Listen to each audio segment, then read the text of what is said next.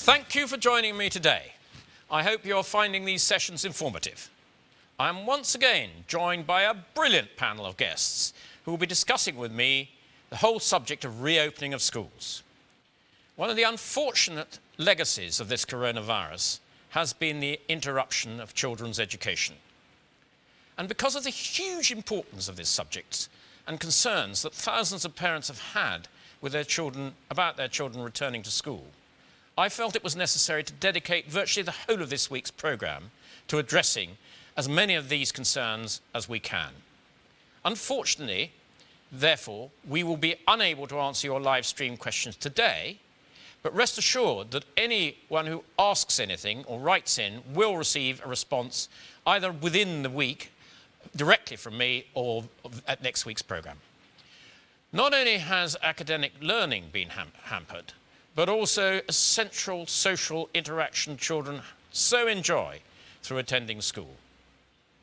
I have been supporting the calls of so many head teachers, parents and pupils for schools to reopen for qualifying children, and I have been pushing the government to produce guidelines for teachers to set catch-up plans for all of their children and pupils. So on Wednesday, during Prime Minister's questions in the House of Commons, I shared constituents' concerns about missed school time by asking the Prime Minister to ensure that every pupil has a catch-up plan in place before the summer holidays and that all schools have a recovery plan so that every child can go back to school in September. After my push, this morning on the Today programme, the Schools Standards Minister, Nick Gibb, announced that the government was working with other contingency plans, but the clear intention was that all children would go back to school in September. In addition to this, they will be allocating £650 million to schools to use at their discretion to ensure that every child can catch up over the course of the next academic year. So to discuss this topic, I am delighted to welcome a panel of experts.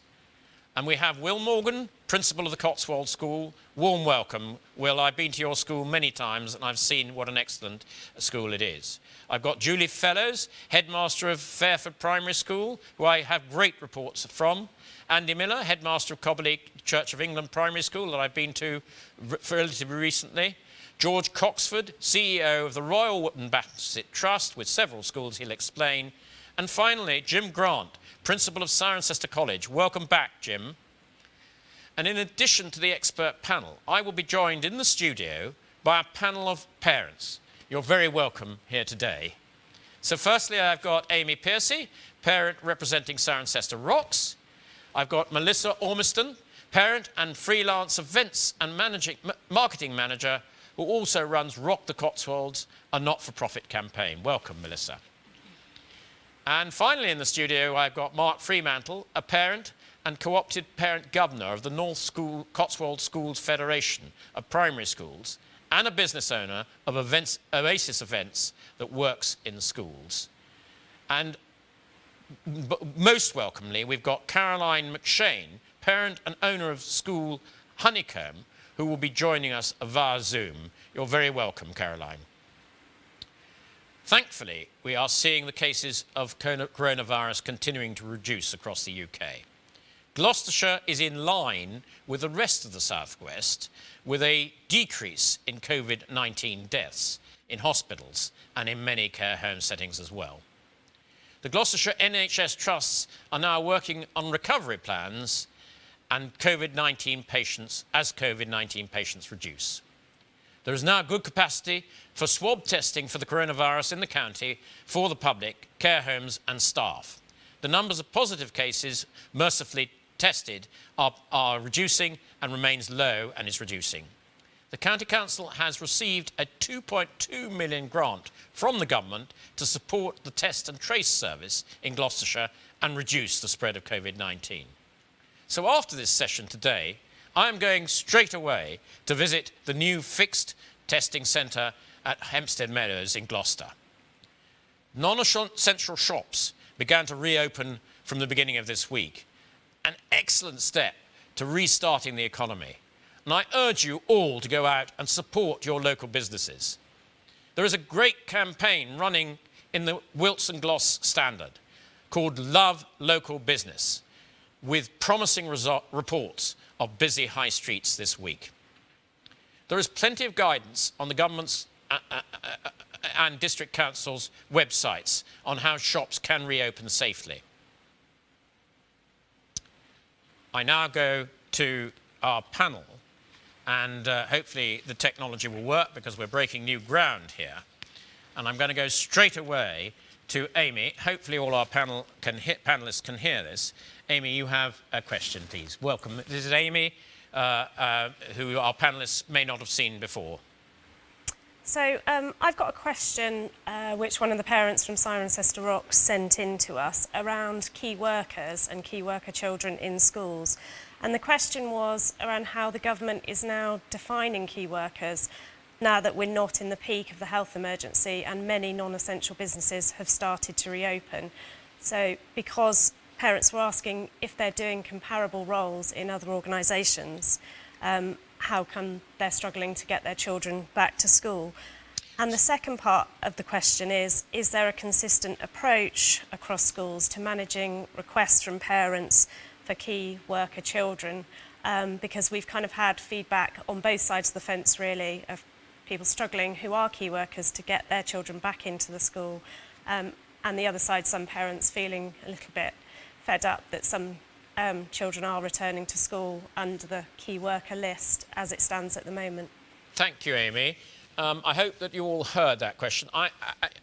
In the preamble, before we came on air, Will, Morgan, we briefly touched on this subject of key workers being back to school. Would you like to start off with your answer to Amy, please? Yeah, at the Cotswolds School, we've got around 40 pupils in today who sort of fall into that category, vulnerable pupils or key workers. I have to be honest, we're being flexible with the parents. We're talking to them, we're talking to each individual situation. And if we can help, we are. The question also said, is there a consistent approach by schools? I would say probably not. And I think that falls down to the fact there isn't a clear definition coming from central government into who these categories are. So I can only speak for my school, that we are trying to work with parents and wherever we can help them talk about this situation. And if we judge them to be vulnerable or key workers, we will do everything we can to get those students in. And I'm proud to say that across the county, we've got one of the largest populations in our what we call school for those workers, and that as I say, we've got 40 in there today. So is there a consistent approach? No, because there isn't a consistent policy. Are we at the Cotswolds School doing all we can? Yes. Brilliant, Will. I'm now going to bring in George Croxford, because you run the Church of England Wootton Academy Trust. So you're spread across quite a lot of different areas. George, what's your view on this key worker issue? It's very similar, actually, to Will. The issue is easier dealt with in secondary schools because there is more space in secondary schools. The definite problem that we have is across our primaries, and we have 2 primaries and 1 junior school. The issue being that when you've got once we had the key workers starting to come in, and the definition of a key worker to start with was virtually anyone, and so we had these groups had built up. Then we took on obviously reception, FS2, year 1 and year 6. That's starting to fill the school up now. When your groups are at 15, that's where the issue comes with the primaries, that there is no more space, there are no more teachers, and therefore they are having to say no to some of these people who are trying to get their children into the schools. What we have done is ensure that we're contacting those people, we're talking to them, especially if the child is showing anxiety in any way. Very difficult situation, which I have to honestly say is much easier in secondary, because they have so much more space. Right, George. Let's go to the coalface and bring in Andy Milner, because Andy, you're in a very small school with a very minimal space. How are you dealing with this problem of key workers? We haven't had that many key workers in schools since the outset, but we've got that provision where they can come in when they want to. So our problem at the moment is we have reception year 1 and year 6 in school, and that's basically filled the school to space. So we're now trying to plan for more children to come back.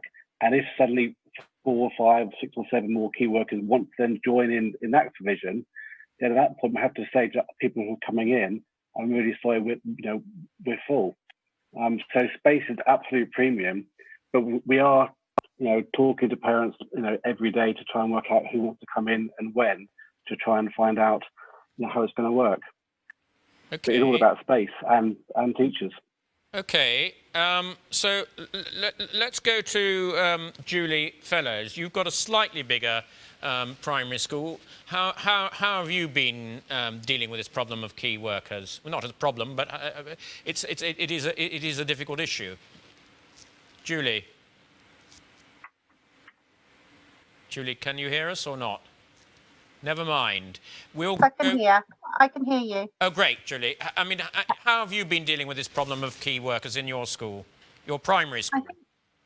Initially, at the start of the partial closure, I think we were sort of concentrating on that tier 1 list and the fact that, two key workers in a household, and that sort of made it a lot easier to work out. I think as time has gone on, and things have opened up more in society, obviously there's a larger requirement for places within school, and even though my school's larger, that comes with larger amounts of children, so it doesn't necessarily solve the issue. I think, like Will said at the start, really it's listening to people, thinking, what are their needs, and having those conversations on a day-to-day basis. That they're very difficult conversations to have, because obviously everyone will say that their need is greatest, but with only 15 children allowed in each bubble and with only a set number of rooms within school, we do have a limit as to what we can provide.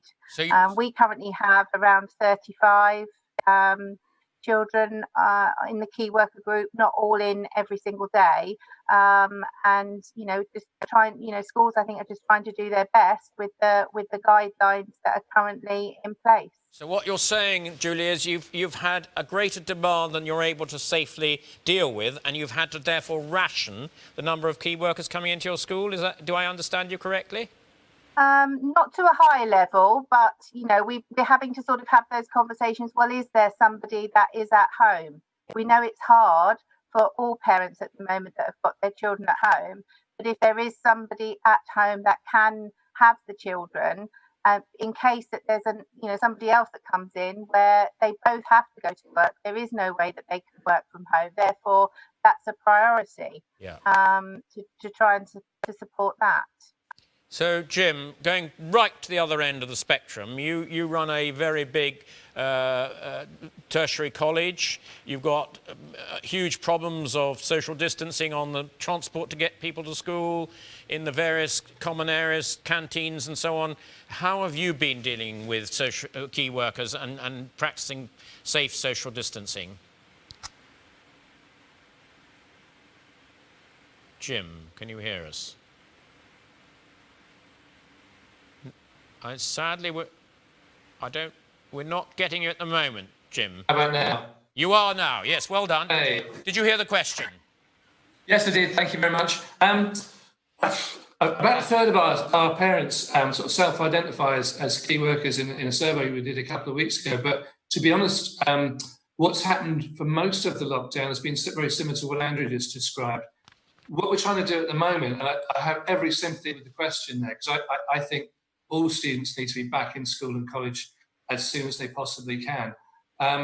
We've opened up as much as we've been allowed. There's currently, for colleges, there's a limit of 25% can be in college at any one time. So this week, Tuesday, Wednesday, Thursday, we've had sort of between about 22, 24% in college. We could take up to 50% of our students in college, but we're not allowed to at the moment. You can see behind me, the site teams have done an amazing job setting the whole college up for social distancing. So we've got it set up to accommodate them, but and we would love to be welcoming more of them back. So, Jim, I've got some important news for you. You contacted me this week about the 25% limit, and I personally put that to the Prime Minister, and he is going to look into it. I did it privately to him, face-to-face, after my question, and he's going to look into it. So, there we are. People raise issues with me, and it gets to the very top very quickly, and hopefully that matter will be sorted out. So things can work very quickly at the top of government sometimes. We'll see. I'm now going to come to Melissa, if I may, and ask if you have a question, yes, please. I actually have a question for you, Sir Geoffrey. If you could take it to the Prime Minister, I'd be grateful. It's about business, and has the government considered the knock-on effect, the lack of support of education for global Britain, which he's keen on? I've personally done some inward investment reports, and the FDI looks at not just infrastructure and transport, but also the future workforce, and the skills of workforce. And these are not only our children, these are our future engineers and scientists and teachers and doctors who are being neglected at the moment. And I don't see any country or business that will want to invest in a country that puts them at the bottom of their list. The second part to my question is, why is there no task force as there is with retail? We had the UK government task force set up way before COVID and is now offering extra grants, whereas I cannot see, and maybe the teachers will put me right, but I cannot see any task force that is similar for education, and it should come beyond being able to buy a latte. Really. Well, great question. I may well come back with an answer to that, but let's hear what our panel's got to say first. We might go to you first, George, and let's have your view of skills training in schools and how the private sector could get involved with that. Well, to answer that, I think one of the biggest problems at the moment, and has been across the board, is the Parliament and government seem to be full of sound bites and making broad brush statements, but actually doing nothing. So there is no work going on behind the scenes. And this is the way politics has gone over the last few years, hasn't it? Someone makes a broad brush announcement and then someone scurries away in the DFE, as this is, to try to put things into place. Now, the latest announcement has been that there is no task force, Melissa, so nothing is happening there. What we would hope is that we can get everyone back on track. We deal with their well-being first and then deal with the skills and the learning afterwards. The concern that I have is, if you look at today, we've got this figure of £650 million coming in. If that's broken down, it works out at roughly £14,000 per school. That then equates to roughly £55 per student, which is roughly 1.5 sessions of tutoring per child to catch up on 6 months' work. It is just a headline figure. It won't do the job that it should be doing, and actually we need far more money being ploughed into education. Okay, let's come to you, Jim. You're very much involved with this whole business of skills and the private sector. What is your view? Can you hear me? Yes? I agree with George, and sadly we're not even included in the 650 million allocation. I think I'm not a big fan of task groups. I don't think they've got a tremendous track record. In terms of the points in the original question about skills, totally agree with that. We've got the new T levels being launched in the autumn. Those have been designed by employers rather than academics. They look amazing, and I think they will be really, really helpful in terms of positioning this country over the next decade. I think what I would like to see is investment in schools and colleges. I think the idea of private tutors is a bit of a distraction. We've got experienced, qualified teachers. They're safeguarded, they're trained properly. If you look at the majority of people who are advertising themselves as private tutors, most of them are undergraduates. I'm not saying there's anything wrong with them, but we're not talking about the same level of skill as the teachers we've got. So I would like to see just cut out any middle people. Let's invest directly into schools and colleges, and let's just get it all working again. Will, do you have a view on, well, you obviously do have a view on skills, and involving the private sector?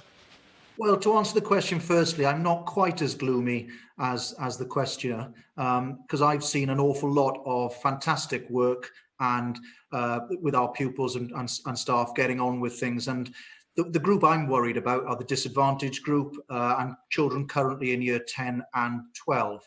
I agree with what Jim said earlier. The 25% rule is frustrating. I think I could get half of my year 10 in at the moment and in pods of 15. The other thing that's frustrating at the moment is we've got to keep them in the same bubbles. They can go out with different friends every single night of the week, but in school, we've got to keep them in the same bubble, which means I can't do anything other than sort of core subject teaching in school. So with that, we just need a joined up approach, and we need to get September right. Cut out these sound bites about various things. I've been talking for years that we could do with proper money in schools, so we as leaders can put in place prep time. So we can put in place, I can employ more staff and I can budget for that, and I can have children here till 5 o'clock doing extra work. That will particularly support the disadvantaged and working parents. And I think that is the way we push things forward in this time. And George is absolutely right. 650 million is a great soundbite. I'm still waiting for my computers for disadvantage from 3 months, a soundbite 3 months ago. I've just about filled in the form and they've said it might be with me by September, I think, by the looks of things. So we need less words and more action, and a joined up approach from our politicians and our unions for that matter. Thank you, that's very helpful. I'm going to leave the schools. I'm not going to ask our two primary school teachers on this, I don't think, because skills is more a matter at secondary level. So I'm going to go now to Mark, please, and have your question. Thanks, Sir Geoffrey. My question, I'll try and keep it short, is really what's the scientific basis for the current level of social distancing and preventing children from going back to school? In France, you've got 1 metre social distancing. Could we not adopt that here, and would that not facilitate getting all of our children back before the end of this term rather than September? So this is a really important question for all of you, really. And I'm going to slightly add to Mark's question and ask you, when you do address that question with your answers, whether it's possible to get all school children back in September with a 2 metre separation, whether it would be possible with a 1 metre separation, or whether we've actually got to abandon social distancing altogether to get all children back in September. So I'm going to come firstly, I think probably the most difficult area to getting all children back is the primary school sector, and I'm going to start with you, Andy Milner, because you have a very small school with limited space. Andy. Yes, I mean to answer that question, really, is social distancing, it can't happen in a small primary school at all. We're looking at bubble sizes, and we've got three classes. One class has got 33 children in, one has got 24, and one has got 19. So the number 15 can't possibly work in any shape or guise. And then also in each bubble, we have lots of siblings, we have staff children. So unless you completely declare, right, bubbles are leaving schools and just teach how you can, it's not going to work. So that's really a very short answer. But and we found the last 2 or 3 weeks with class 1 and with reception children coming back in year 1. Within 5 seconds, they were hugging each other and so pleased to see each other. So, they're children. And I always said this, if I'd been organising it, I'd have concentrated on getting secondary school children back first. But so are you really telling us, in a nutshell, that it will really be impossible for you to get all your children back in September with any sort of social distancing in place at all? Well, I imagine many primary schools in the area are small village, Cotswolds, other Victorian schoolrooms. Classrooms are quite small. The idea of class size being 30, it may well happen in secondary schools, but in primary schools, class sizes are never just 30. There could be 33, there could be 16, there could be 19. So we need that flexibility to say, we think this area is safe, And I think really it's all about hygiene, toileting, cleaning hands, looking after yourselves. That's the message we should teach children, not don't touch each other. And I mean, that's all very well, but do you think 4 or 5-year-olds, do they understand that? Would they obey that sort of message or not?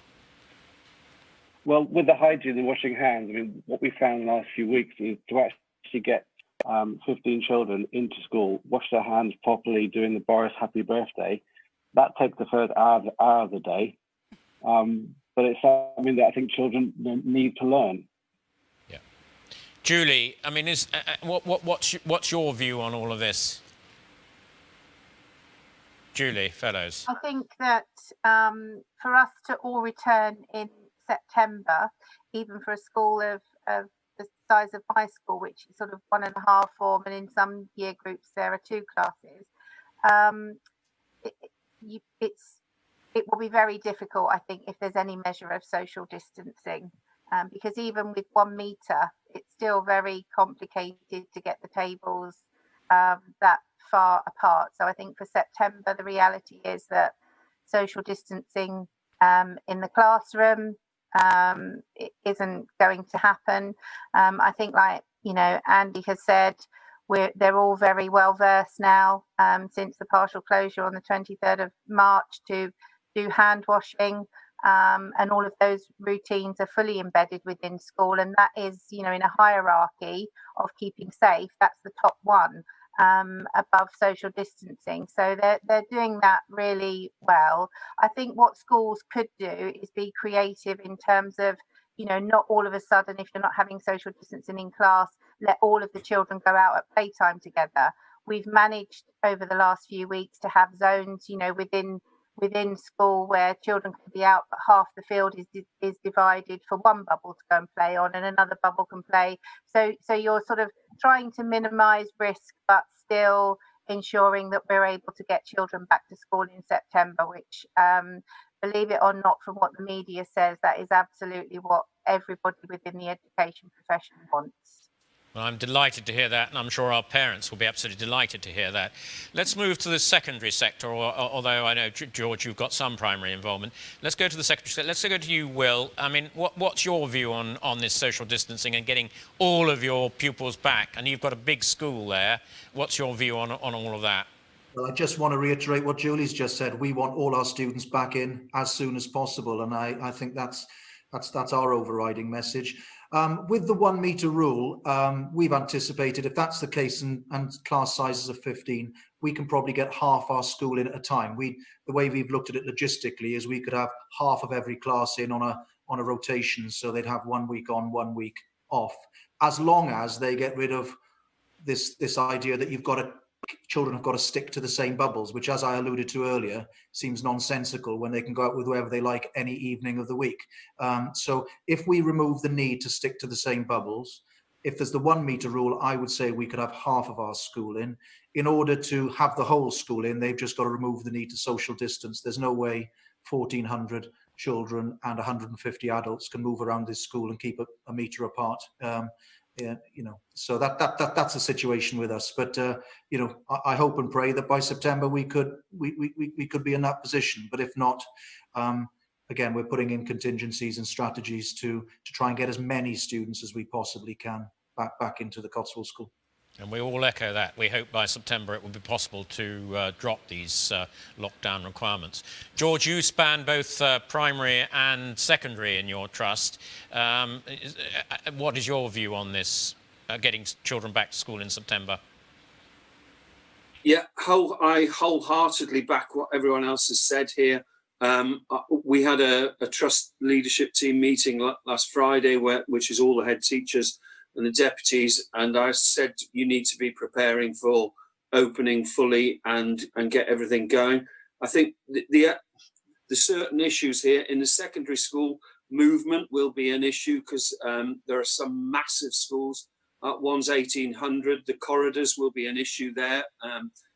There's no way you can socially distance, so we would have to get over that. I think track and trace is a key thing here, and if necessary, the government you'd have to shut schools, but track and trace, if that works, I think we can go ahead. And what you would try to do is keep students socially distanced from the teachers, if that was possible.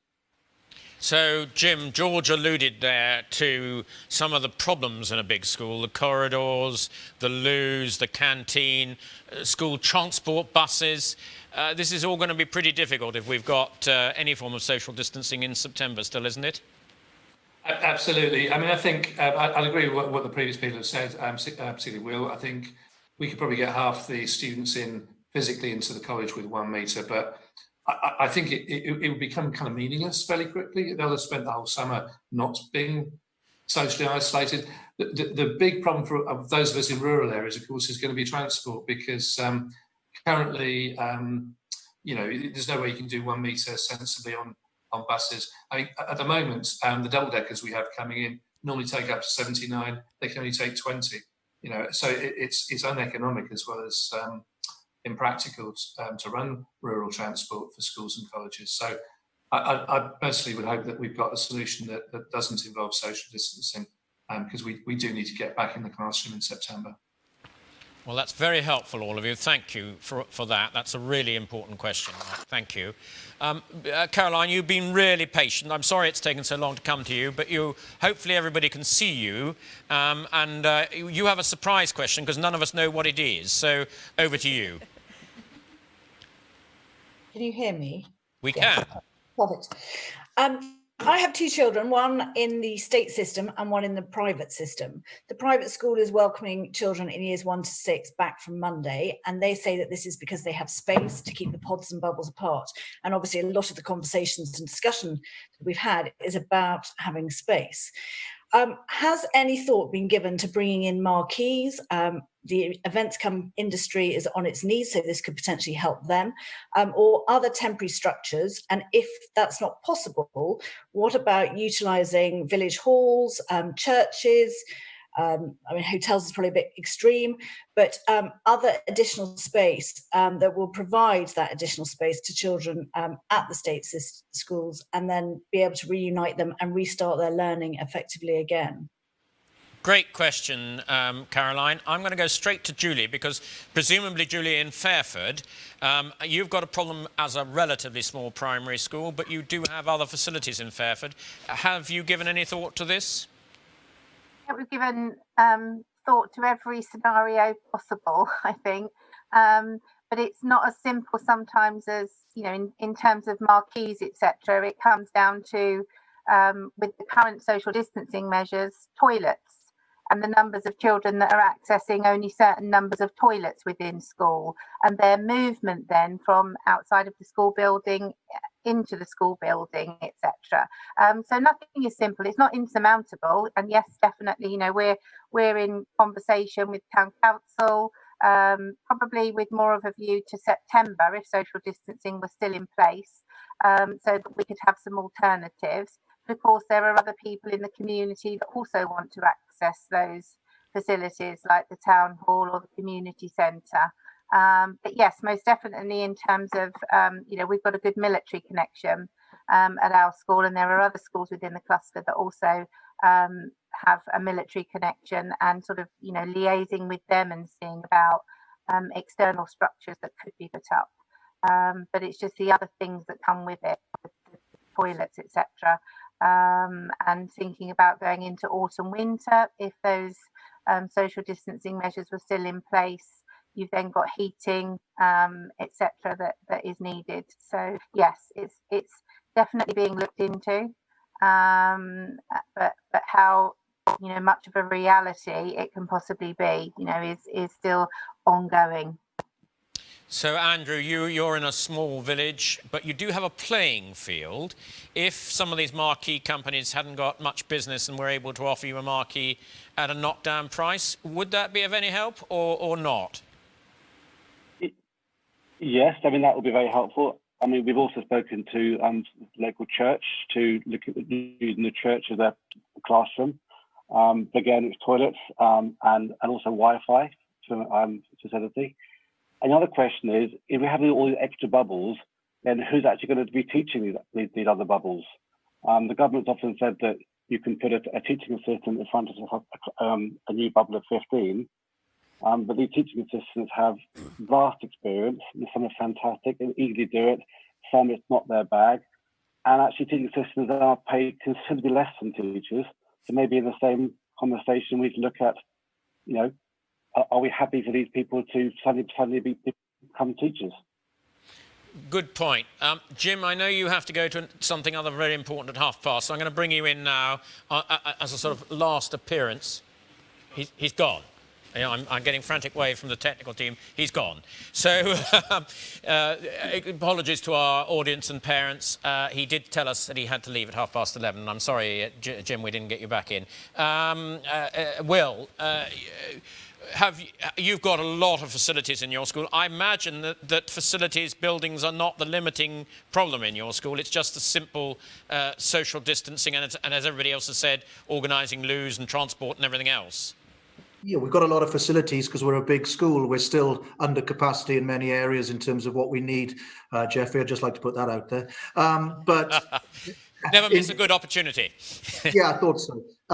No, I totally back what Andrew's just said. The big issue for me is staffing. In order to make ends meet this year, all my staff have to teach an extra double next year.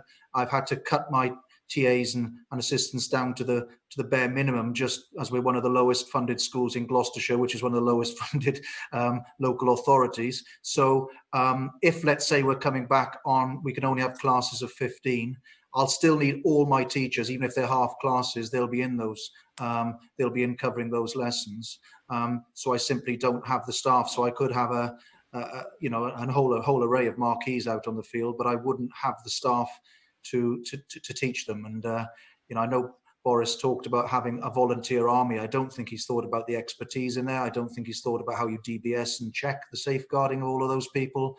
And as I think George alluded to earlier, we need to be careful who we're putting in front of our pupils, because they need to catch up quickly, and we need experts in front of them. So I want to be very clear about this. Of course, the government has spent a huge amount of money during this coronavirus period, and it's all got to be paid back at some stage. So we've got to be careful. But what you were saying earlier on, and it touches on what you're just saying now, is you could offer more space and you could employ more teachers if the government would give you at least a temporary pot of money to do so. I wrote to Michael Gove about 5 years ago, Geoffrey, to say that the biggest thing, I think I've talked to lots of heads about this, if we can employ more staff and have an extended school day, that is the thing that will have the biggest difference to disadvantaged children. That is the thing that will have the biggest difference to us as schools at this time being able to catch up. But I need a budget and a security of budget going forward over the next 3 to 5 years to be able to put that resource in place and provide it. What I don't need is continuous sound bites and various pots of money being found here and there, and it's been very difficult to access. We just need clarity on that. That's the biggest thing for us. Well, of course, before the COVID virus hit us, we were going to get the very Minister for Schools that we've been talking about, Nick Gibb, to your school. I still intend to do that, so you'll be able to put that message to him directly, face to face. And I appreciate that and your support, Geoffrey. Absolutely. Thank you. George, what is your view on this? You've got both primary and secondary schools. Would more facilities help you, or would it not help you? Not hugely, because there aren't the staff to put in front, there aren't the teachers to put in front of them. It's the same answer that everyone else has given.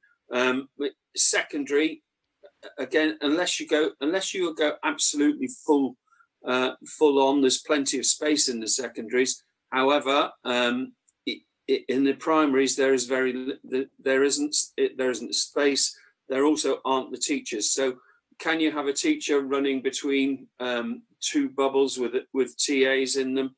Possibly you can. It's a very frustrating situation. We were given a very clear list of prioritising children this week, and in primaries, number 1, vulnerable key workers, and then it comes to number 4, and there are like 8 lists which I won't go through, but there's a massive list of who you have to prioritise, and it is pushed back. There's more and more information coming out. To be honest, I don't, unless there are more teachers and we can take on more, then we wouldn't be able to utilise more space. No, well, that message has come loud and clear from all of you, so that's very helpful. Thank you. I'm now going to go back to our parents in the studio who have also been waiting very patiently and ask Amy, who has another question.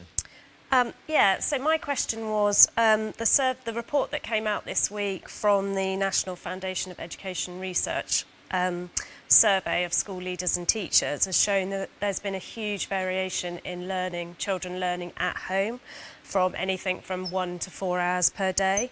So if space and social distancing continues to be an issue, and we are looking at partial reopening of schools come September, will the expectation be that homeschooling will continue despite lots of children obviously being disadvantaged by this? I think this is a really important question, this homeschooling, and I suspect it's been hugely variable with the amount of work that teachers have set and the amount how parents have applied that to their own individual children. So let's ask all of you. This is a really important question. Let's start at the primary level. Homeschooling, Andy. What have you been able to do for your children?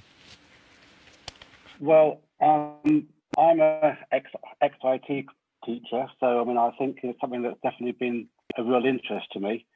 We started Google Classroom before lockdown, and we started Google Classroom actually to save paper and photocopying in school. So when lockdown happened, we were already kind of fully engaged. So we had a real plan to get iPads and Chromebooks out to families who didn't have them. So we lent all our resources out there. We even paid for some families to have internet into their homes for a period of time just to get them online. So we use Google Classroom in its entirety, and we've been really impressed with how we can actually set work, children can do work, turn it in, we can mark it, send it back. We use Google Meet, so we've seen every single child every single day throughout the entire lockdown. We hear children read online as well. So going back to that question before on skills, I think what we've actually done is use this experience to our advantage to see actually how can we move education on. I think this has been a really kind of quite a nice chance to say education hasn't really moved since the Victorian era. Let's just really take this mantle and say what we can do. So a lot of activity depending on what task we set. I mean, there are some days where maybe I'm teaching year 6 and the online lesson happens from my class 3 teacher, and it's so exciting. You see the children can't wait to get started. But there are some days where I see some of my nephews have their work online, and it's just boring. So it really depends on how to entice children. If you're thinking about teaching very traditional work, well, is that the way to do online learning? This is the chance to be really creative, and children can really kind of have this whole idea of a different style of learning. And I think that's how we can move education on. So I have seen this as an opportunity rather than oh my goodness, how are we going to do this? What a real beacon of an answer. You've not only been in touch with all your children, I know you're a small school and therefore it is slightly easier, but fantastic. All in touch with all your children every day, every school day, and thinking forward how you can use this modern technology to run your school better in the future. Well done. Many congratulations. Julie, how have you been getting on with your teachers and homeworking and keeping in touch with your children? Julie. I think we were all sort of caught at that point of the partial closure in how was everything going to work moving forward. So in the first, most definitely the first week, but in some instances the first couple of weeks, everything was very much paper-based that we sent out with the children as soon as they finished school, because we realised very much, I've got nearly 300 pupils in school, that there were a large number that didn't have any IT access at all at home. So it was very much about trying to get those computers, iPads and things to various different families. And then, like Andy said, you're then realising that some don't have access to the internet to be able to use any of those resources.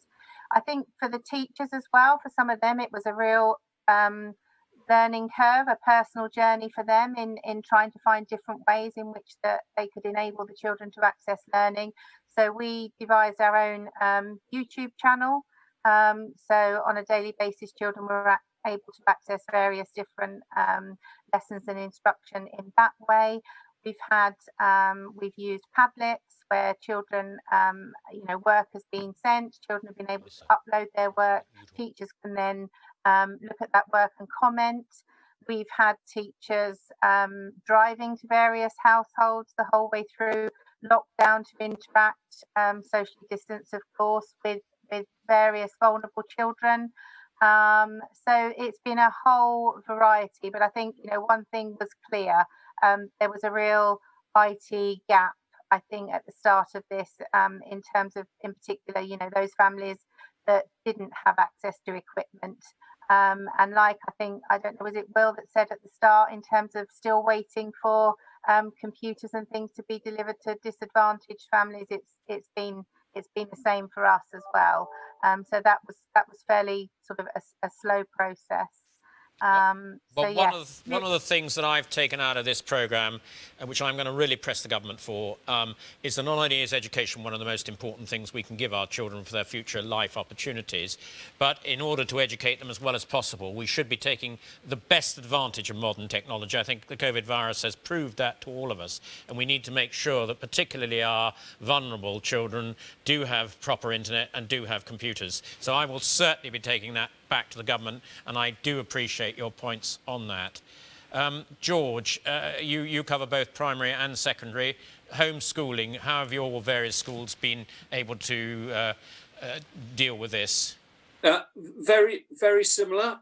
One point I would make on what you did say is backing up a point Will made earlier, which was that the year 10 was supposed to have had these computers already. We identified 59 students across the trust. We have then been said we're going to get 50 computers, 20 dongles, and so it doesn't match, but it's also absolutely nowhere near happening. So if you can push on that, that would be fantastic. I absolutely take that point, George, and I will.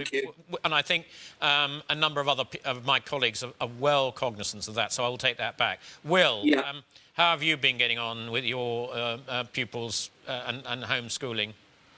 Well, I think you've obviously picked a group of head teachers here who've got fantastic staff, all of us, working with us, because I can say from day one, we stuck to our school timetable and our children have followed that. So I would say, looking at that NFER research, our children are doing more like 4 to 5 hours each day. They've stuck to their timetables. Early on, we kept it quite simple. We kept it to show my homework and work that they could do offline, because we've also got to be, we've got to recognise the fact that there is, an IT shortage for many, many pupils.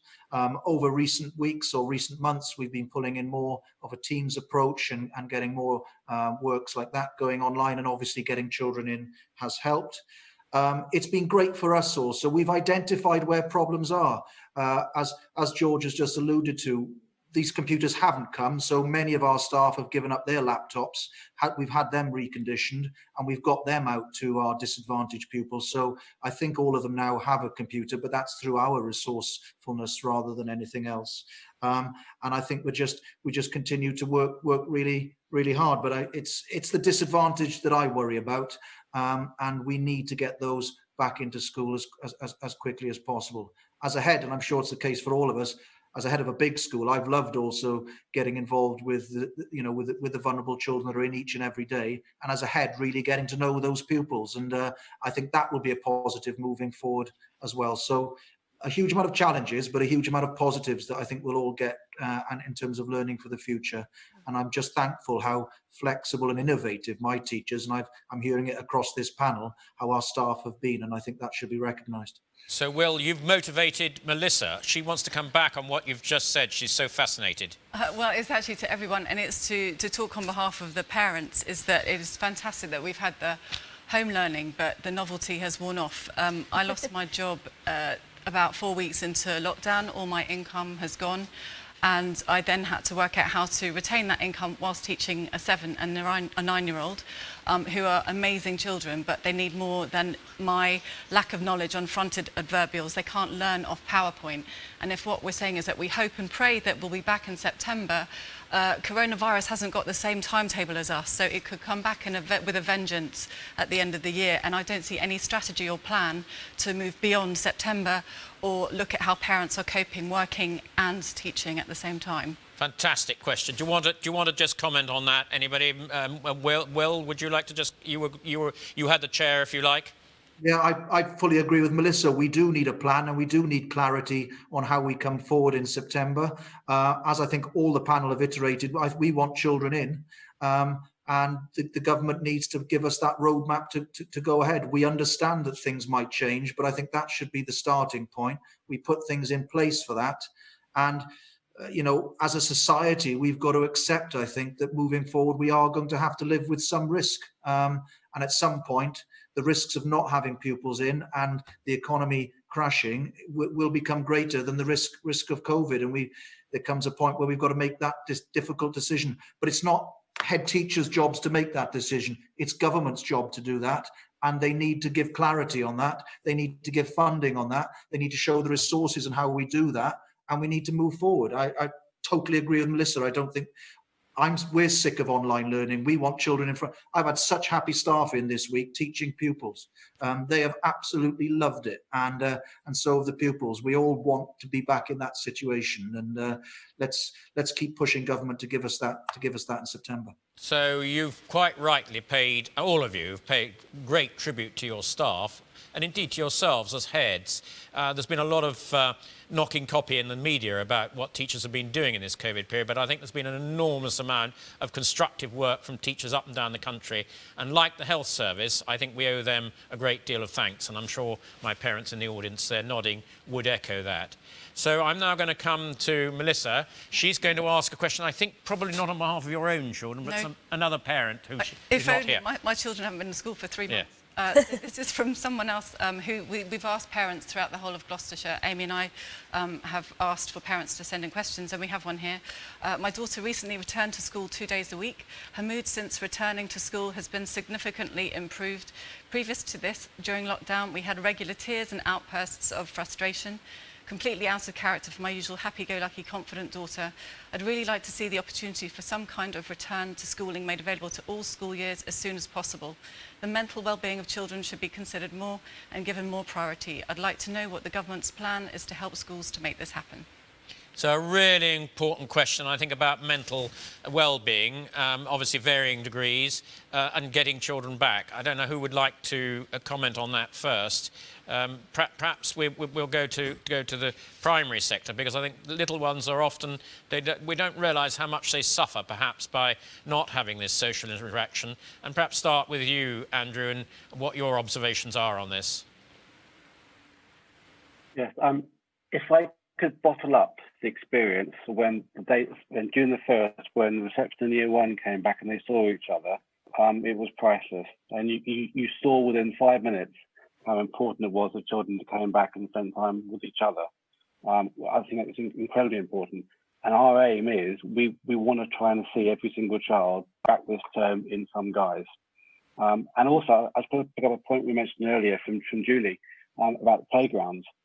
What's also important is, particularly in a small school, it's so important that children don't play in their bubbles, but children actually play with each other. I mean, I've been in the reception with year 6, and I mean, we mingle a lot as children with activities during our school day, and the I'm afraid I'm reception going to have children to get so hurry much you out of having. I'm afraid I'm going to have to hurry you all because we're beginning to run out of time. Could we have I'm going to bring everybody in on this question. This will be the last question. Very brief answers. Sorry, Andrew, to cut you off. Julie.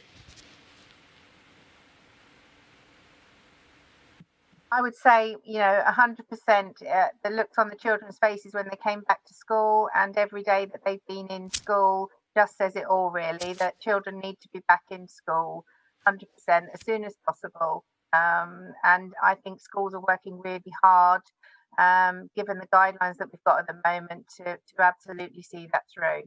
Fantastic. George.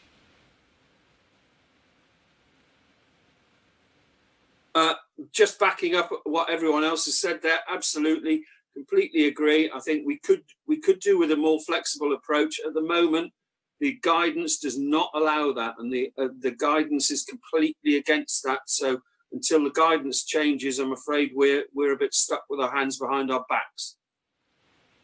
Thank you very much, George. Final word to you, Will. Get rid of the 25% rule, get rid of the bubbles, get some clarity, and let's get more children back in school. What a good, pithy message to end on. Can I say a sincere thanks to our panel? You've been absolutely fantastic. I'm afraid our parents have been very patient. They haven't got the number of questions in they would have liked. They've got a huge number of other questions, but no doubt the other questions will be useful and we'll use them on future occasions. So can I thank our parents particularly for coming into the studio, and you, Caroline, and also to our panel. It's been absolutely great. And we now move, I'm afraid, to a very short Westminster update from me. So for more information, as I've said many times before, go to the government's website, www.gov.uk/coronavirus.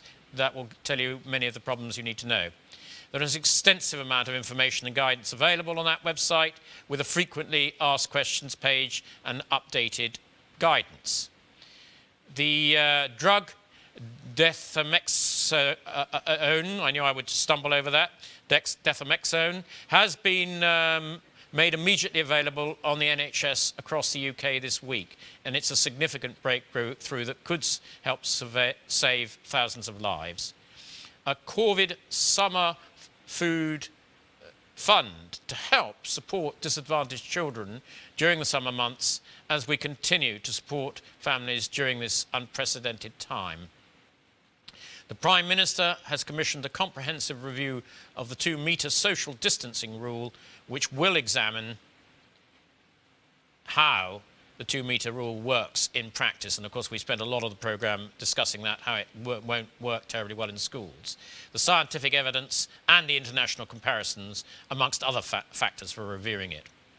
So for many businesses and schools, a reduction to the 1 metre will make a considerable difference in their ability to open successfully, but even better if we could safely abolishing social distancing and bubbles altogether, as we've been hearing throughout our programme. This, to me, has been an absolutely fascinating programme.